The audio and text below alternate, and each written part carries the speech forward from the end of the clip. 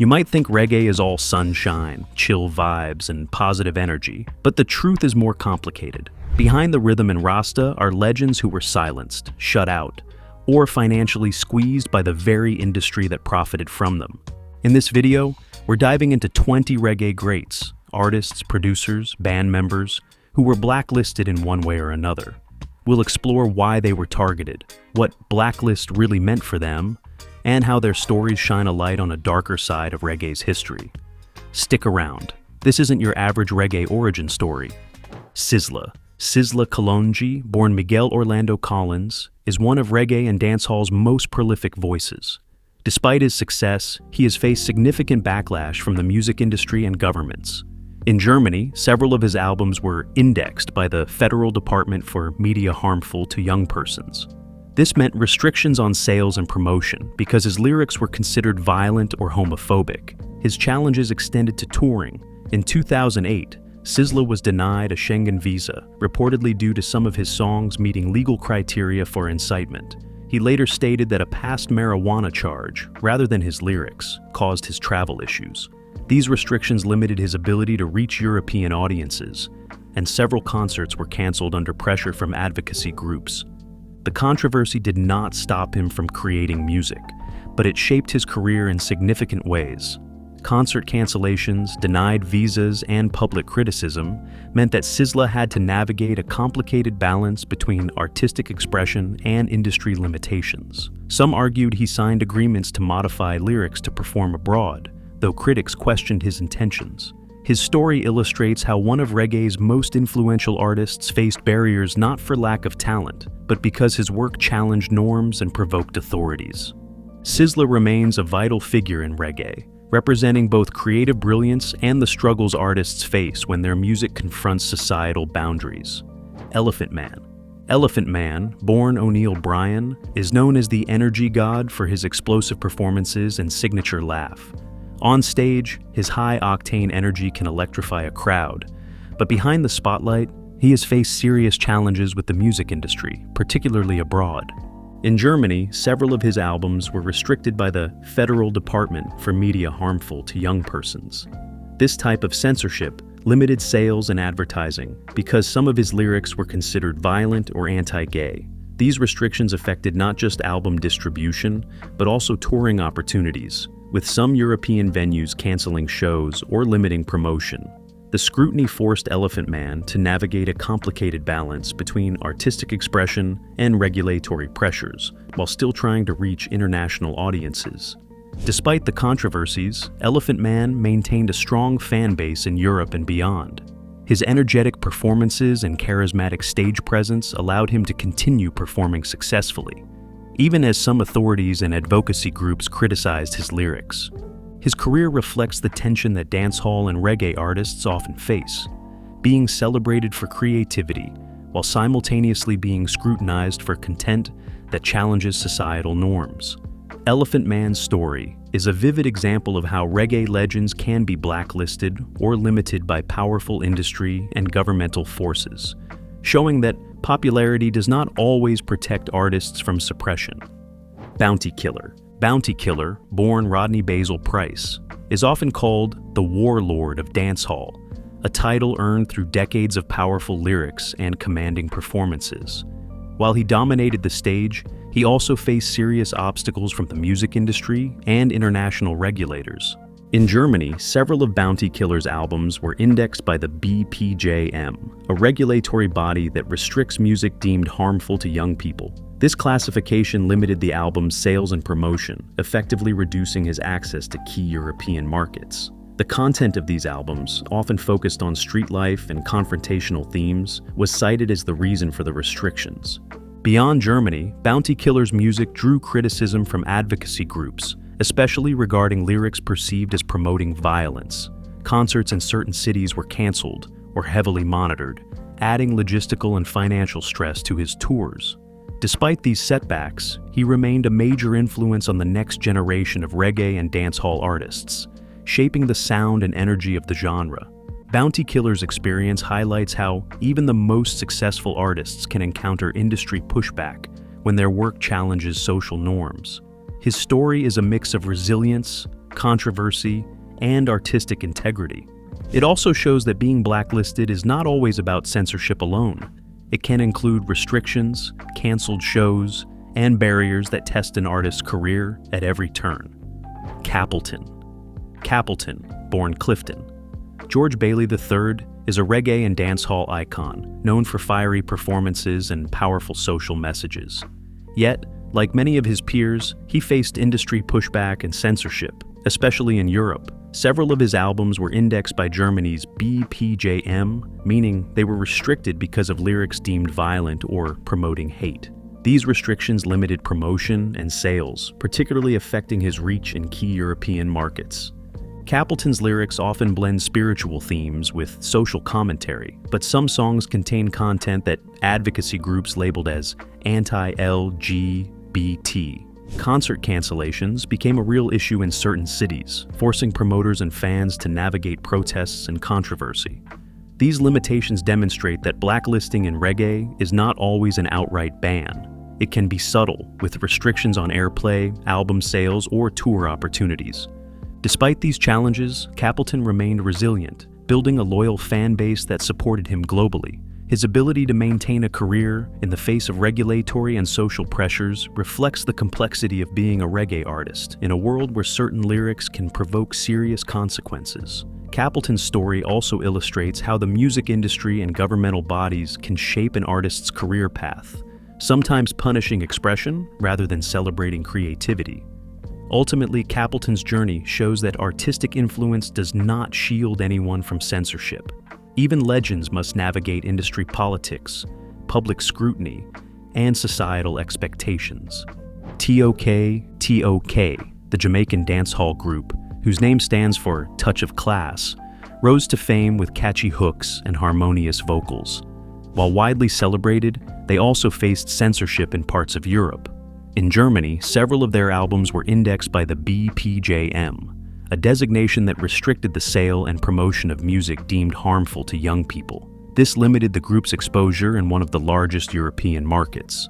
The content cited for these restrictions often included lyrics perceived as promoting violence or anti-LGBT themes, reflecting the same scrutiny that affected other dancehall artists. These limitations impacted their touring schedules, airplay, and album distribution abroad, adding obstacles to the momentum they built in Jamaica and internationally. Despite these challenges, T.O.K maintained a strong presence on the Caribbean music scene, influencing future dancehall acts with their polished harmonies and high-energy performances. Being blacklisted or censored did not stop the group from reaching fans who appreciated their musical talent. However, it highlighted the fine line dancehall artists often navigate, balancing creative expression, cultural commentary, and global market restrictions. T.O.K's experience shows that even groups with chart-topping hits are not immune to scrutiny from regulators and advocacy organizations. Their story is a reminder that blacklisting in reggae is not always about silencing the music entirely. It can also mean controlling who hears it, where it can be sold, and under what circumstances it can be performed. Baby Cham.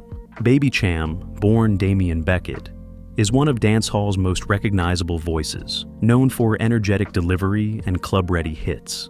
Despite his commercial success, he faced censorship and limitations abroad, particularly in Europe. In Germany, several of his albums were indexed by the BPJM, meaning they were restricted because authorities considered some content harmful to young people. These restrictions impacted how his music could be sold, promoted, and performed, affecting his ability to reach European audiences. The content under scrutiny often included lyrics perceived as violent or anti-LGBT, a common theme for dancehall artists of that era. Concerts in certain European cities were sometimes canceled or delayed because of protests or pressure from advocacy groups, adding logistical and financial challenges for promoters and the artist. These actions show that blacklisting can take many forms, from outright bans to more subtle restrictions that limit exposure and income. Despite these hurdles, Baby Cham maintained a loyal fan base in Jamaica, the Caribbean, and abroad. His persistence demonstrates that even when artists are censored, strong talent and audience connection can sustain a career. Baby Cham's story highlights how the dancehall and reggae industry, while rewarding, often placed artists in complicated positions, where creative expression collided with moral and regulatory scrutiny. Ultimately, Baby Cham represents both the energy and resilience of dancehall, showing that even blacklisting cannot fully silence influential voices in the genre. Peter Tosh. Peter Tosh, born Winston Hubert McIntosh, was not just a founding member of the Wailers, but also one of reggae's most outspoken voices. His music often carried political messages, social critique, and advocacy for marijuana legalization. Yet this outspokenness put him at odds with industry gatekeepers and government authorities abroad. One of Tosh's most controversial works, Legalize It, was censored in several countries, including Germany, due to its promotion of marijuana. The album faced restrictions, limiting how it could be sold or advertised. Tosh's activism made him a lightning rod. His willingness to challenge social norms and speak on political issues created tension with industry stakeholders who preferred less controversial content. Tosh also faced difficulties touring internationally. Concert cancellations and visa complications were common, partly due to his reputation as a rebel voice in reggae. Advocacy groups and regulatory bodies closely monitored his lyrics, which sometimes led to limits on where he could perform. These challenges reflected a broader pattern. Artists who combined entertainment with political and social commentary often faced barriers not experienced by peers producing purely commercial music. Despite these obstacles, Peter Tosh remains a reggae legend. His dedication to justice, social awareness, and musical innovation cemented his legacy.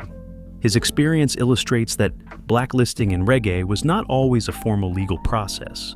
It could involve censorship, travel restrictions, and limited distribution, all aimed at minimizing an artist's influence outside their home country.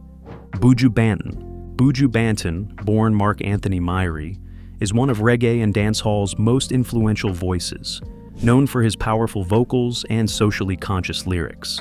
Despite his success, Banton faced significant backlash, primarily due to controversy over some of his early songs that were perceived as promoting violence against LGBTQ+ individuals. This drew international attention and placed him under scrutiny from advocacy groups and some government regulators. The Stop Murder Music campaign specifically targeted Banton and other artists with similar lyrics. The campaign, active in the early 2000s, pressured venues, promoters, and festivals to cancel shows or exclude artists whose work was considered harmful. This limited his touring options, particularly in Europe and North America, and affected his ability to freely distribute certain albums. These restrictions were not always legal blacklists, but functioned similarly, effectively curbing his exposure in key markets. Banton also faced legal and personal challenges, including a high-profile drug conviction that temporarily halted his career. However, his talent and message endured, allowing him to rebuild his reputation and maintain a devoted fan base. Over time, he became recognized not only for his musical contributions, but also for personal growth and social engagement. Buju Banton's story shows that blacklisting in reggae can take many forms, from public criticism to restricted performance opportunities. Despite these challenges, his influence on dancehall and reggae remains undeniable. Beenie Man. Beenie Man, born Anthony Moses Davis, is widely recognized as the king of dancehall. His career spans decades, filled with hits that have shaped reggae and dancehall worldwide.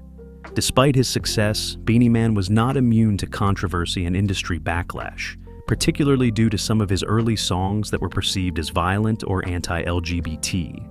These issues led to scrutiny from advocacy groups and, in certain cases, restrictions on performance opportunities abroad. The Stop Murder Music campaign targeted Beenie Man alongside other dancehall artists, pressuring promoters and venues to cancel concerts or refuse bookings. This limited his touring reach, particularly in Europe, North America, and parts of the Caribbean, and added significant challenges to maintaining international exposure. His experience highlights that blacklisting can be subtle, taking the form of canceled shows, reduced airplay, or restricted album sales rather than outright bans.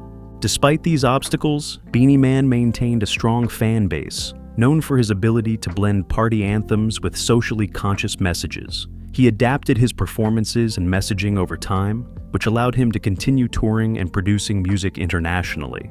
Beenie Man's story underscores the complex relationship between artistic expression and public perception. It shows that even artists at the top of their game can face blacklisting, censorship, or pressure from advocacy groups when their music challenges societal norms or attracts controversy.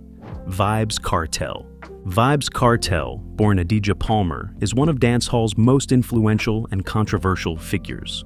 Known for his clever wordplay and powerful stage presence, he has reshaped modern reggae and dancehall. However, his career has been marked by controversy, censorship, and industry pushback that contributed to his being effectively blacklisted in some contexts. Kartel's lyrics often contain explicit references to violence and sexuality, which have drawn criticism and limited performance opportunities abroad. Advocacy groups and regulatory bodies have sometimes pressured venues to cancel shows, particularly in Europe, over concerns about his lyrical content. In Germany and the UK, certain songs were restricted from sale and radio play, reflecting the same pattern faced by other dancehall artists. These measures did not always amount to official bans, but functioned similarly by limiting exposure and revenue. In addition to censorship, Kartel has faced legal battles, including a high-profile murder conviction, which further complicated his ability to perform and record music internationally. Despite these setbacks, his influence has remained strong. He continues to impact dancehall through his recordings and collaborations, proving that even blacklisting cannot entirely stifle an artist's reach or cultural impact. Vybz Kartel's experience demonstrates that blacklisting in reggae and dancehall often stems from a combination of controversy, social criticism, and legal issues. His career illustrates the tension between creative freedom and public scrutiny, showing how powerful industry forces and advocacy groups can shape an artist's opportunities. Mikey Dread. Mikey Dread, born Michael George Campbell, was a pioneering reggae artist, producer, and broadcaster. He played a key role in shaping the sound of roots reggae and dub, while also working as a radio presenter. Despite his contributions, Dread faced significant pushback from the music industry, particularly in Jamaica, which limited his career opportunities and reach. Early in his career, Mikey Dread joined the Jamaica Broadcasting Corporation, hosting reggae shows that became extremely popular. However, his independent style and willingness to promote unorthodox music clashed with some management and industry figures. He eventually left the station, frustrated with restrictions that prevented him from fully supporting the artists he admired. This tension demonstrates that blacklisting does not always happen through legal bans. Sometimes it is subtle, occurring through reduced access to radio play, promotional support, or performance venues.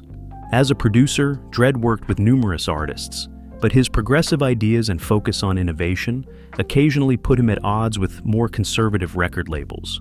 Despite this, he continued to produce, record, and tour internationally, earning a reputation as a visionary in reggae and dub. Mikey Dread's story illustrates how blacklisting in the reggae industry can be nuanced. It may not always involve government intervention or formal censorship.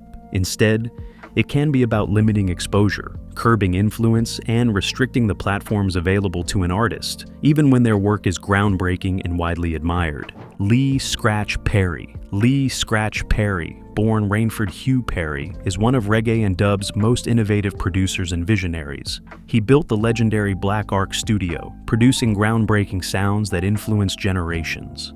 Despite his genius, Perry faced significant obstacles from the music industry, including financial exploitation, underappreciation, and conflicts with record labels that limited his influence and profits.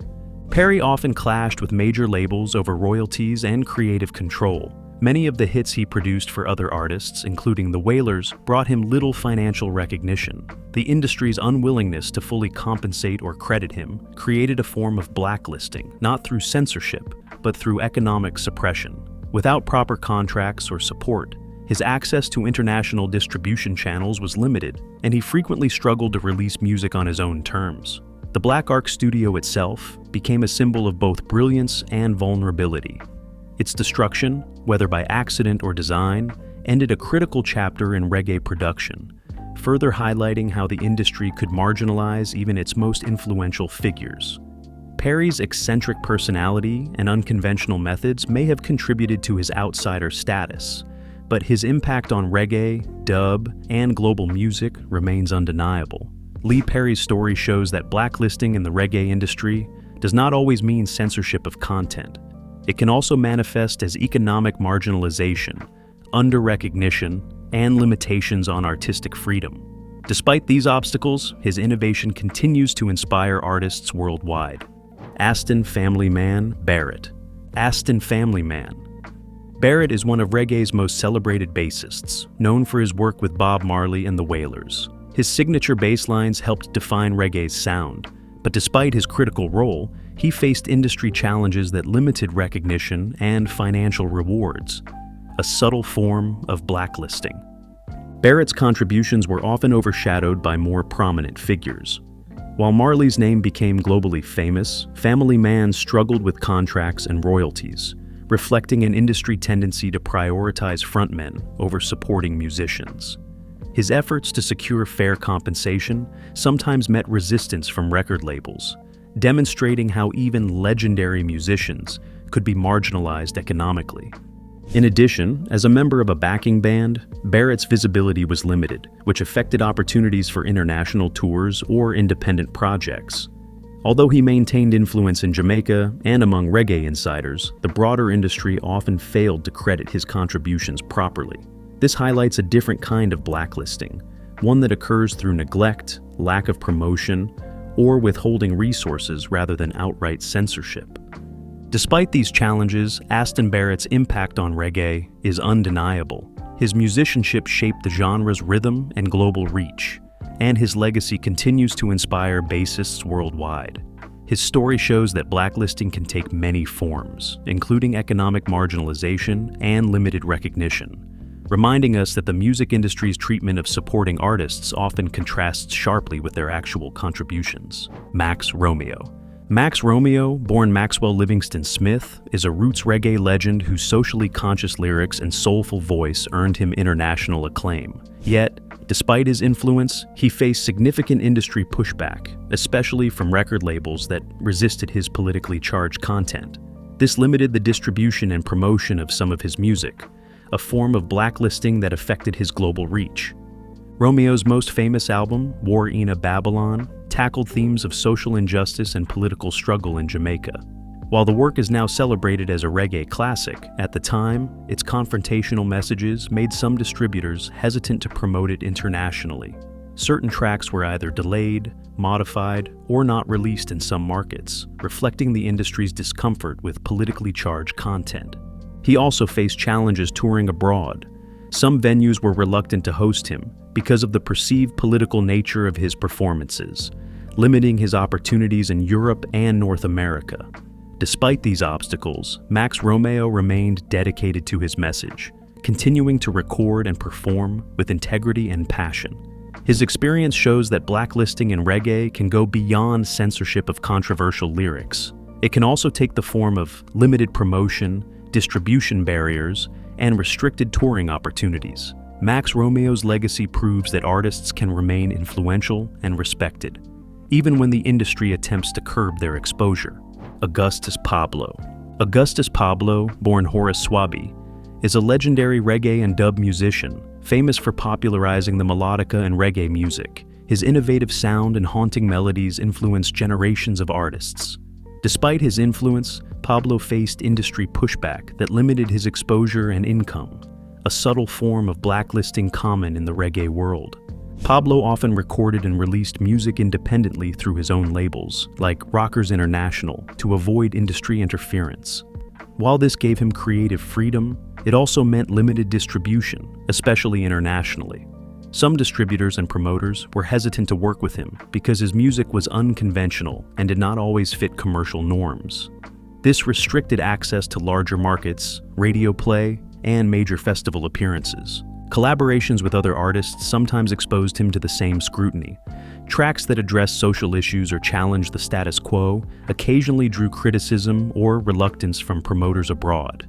Despite these obstacles, Pablo remained committed to his artistic vision, producing timeless classics like East of the River Nile that cemented his global reputation. Augustus Pablo's story illustrates that blacklisting in reggae is not always about censorship or bans. Economic marginalization, limited promotion, and lack of mainstream support can function just as effectively in curbing an artist's reach. Still, his music continues to resonate worldwide, proving that true innovation cannot be entirely suppressed. Don Drummond.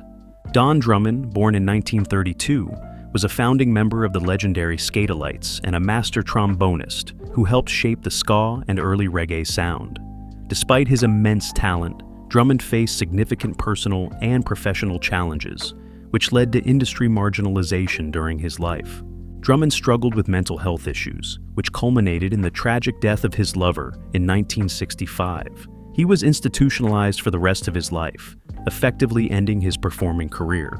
While not blacklisted in the conventional sense of censorship, the combination of personal scandal and industry pressure meant that his work was largely sidelined during the height of his potential influence.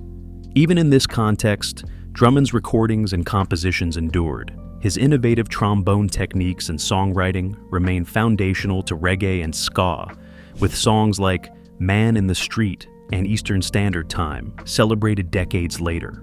However, the music industry's handling of his situation, limited support, lack of promotion, and sidelining his contributions illustrates how an artist's career can be curtailed by factors beyond their musical talent.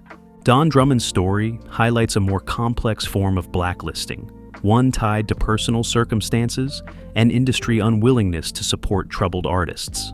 Despite these challenges, his legacy continues to inspire musicians, demonstrating that even when the industry sidelines a talent, their creative influence can transcend official recognition. Ruie Edwards.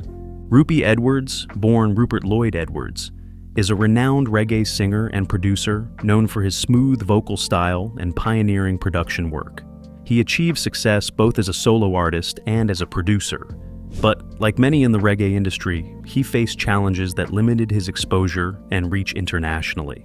Edwards produced and recorded numerous tracks that featured socially conscious lyrics and innovative rhythms. However, some of his work, especially in the 1970s and early 1980s, encountered resistance from record labels and distributors who were hesitant to promote reggae with politically or socially charged messages outside Jamaica. These limitations functioned as a form of industry blacklisting, restricting airplay and reducing opportunities for international tours. His production work for other artists, including Augustus Pablo and Horace Andy, also faced scrutiny. Industry gatekeepers often preferred mainstream-friendly content, and Edwards' dedication to authentic reggae sometimes conflicted with commercial interests. Despite these challenges, Edwards maintained a prolific career, producing hits and cultivating the sound of reggae during its formative years. Ruie Edwards' story illustrates that blacklisting in reggae is not always overt. It can involve limited promotion, reduced access to international markets, and resistance from commercial channels. His contributions to reggae as both an artist and producer demonstrate that even when the industry places obstacles in an artist's path, their creative influence can leave a lasting legacy. The Upsetters, Lee Perry's studio band. The Upsetters were the legendary studio band for Lee "Scratch" Perry, playing a critical role in the evolution of reggae and dub. While Lee Perry received most of the spotlight as producer and visionary, the Upsetters members contributed profoundly to the sound that shaped an entire genre. Despite their influence, the band often faced industry neglect and marginalization, a form of subtle blacklisting. Working primarily in the Black Ark studio, the Upsetters recorded innovative tracks that combined traditional reggae rhythms with experimental dub techniques. However, the unconventional nature of their music sometimes clashed with commercial expectations. Distributors and promoters unfamiliar with or hesitant about experimental sounds limited the exposure of the Upsetters' recordings abroad. This restricted opportunities for international tours and recognition, even as their work laid the foundation for global reggae influence. In addition, the band's members were largely behind the scenes, which meant they received less credit and compensation compared to front-facing artists. While their sound was celebrated among musicians and reggae enthusiasts, mainstream channels often overlooked them. This demonstrates how blacklisting in reggae can occur through economic marginalization and lack of visibility rather than direct censorship. The Upsetters' story highlights the challenges faced by studio musicians in reggae. Despite obstacles, their contributions remain essential, influencing countless artists and producers worldwide. Their legacy proves that even when the industry sidelines talented performers, their creative impact can endure for generations. Niney the Observer. Niney the Observer, born Winston Holness, is a legendary reggae producer whose innovative techniques and keen ear helped define the sound of the 1970s. Despite his influence, Niney faced industry resistance that limited his recognition and the reach of his productions, a subtle form of blacklisting. As a producer, Niney worked with major artists including Delroy Wilson, the Heptones, and Gregory Isaacs. While his tracks were highly influential, record labels and distributors often hesitated to promote music that deviated from mainstream expectations. Some of his productions contained politically and socially conscious lyrics, which led to caution among promoters and limited international airplay. This restriction on distribution and promotion reflects how blacklisting in reggae sometimes operates behind the scenes, through economic or logistical barriers rather than overt censorship. Niney also encountered challenges in receiving proper credit and compensation for his work. Many hits he produced were released under other labels or artists' names, diminishing his visibility in the industry. Despite these hurdles, his creativity persisted, and he remained a key figure in shaping reggae's soundscape, particularly in dub and roots reggae. Niney the Observer demonstrates that blacklisting in reggae can take many forms: limited promotion, economic marginalization, and lack of recognition. Even without formal bans, industry structures can constrain an artist's reach. Still, his legacy endures, influencing generations of reggae producers and musicians worldwide. Junior Murvin. Junior Murvin, born Mervyn Jr. Smith, is best known for his iconic hit, Police and Thieves, a song that became a reggae anthem and influenced punk and reggae crossover worldwide. Despite his global influence, Mervyn experienced industry pushback that limited his broader recognition and commercial opportunities, a subtle form of blacklisting that affected his career trajectory. Mervyn's early work with producers like Lee Scratch Perry was groundbreaking, blending socially conscious lyrics with unique vocal delivery. However, some of his tracks were considered controversial due to political content or themes addressing social injustice. As a result, certain record labels and distributors were hesitant to promote his work internationally, limiting access to larger markets and airplay. This reflects a common pattern in reggae. Artists challenging social norms often face barriers imposed not by formal censorship, but by industry reluctance. Touring opportunities were also affected. Concert promoters in some countries were cautious about booking Mervyn because of the perceived political messages in his music. Despite these challenges, he continued recording and performing, maintaining a dedicated fan base and leaving a lasting impact on reggae and dub music. Junior Mervyn's story shows that blacklisting in reggae can be subtle, manifesting as restricted promotion, limited touring options, or hesitation from industry stakeholders. Even with these obstacles, his influence on reggae remains significant, and his music continues to inspire artists and fans worldwide. These 20 reggae legends remind us that the music industry can be as challenging as it is rewarding. From censorship and limited promotion to economic marginalization, many artists faced obstacles that threatened to silence their voices. Yet, their talent, resilience, and creativity endured, shaping the sound of reggae and leaving an impact felt around the world. By understanding the struggles behind the music, we can appreciate not just the hits, but the courage it took to create them. Their stories are a powerful reminder. True artistry cannot be fully contained, and influence often outlives barriers.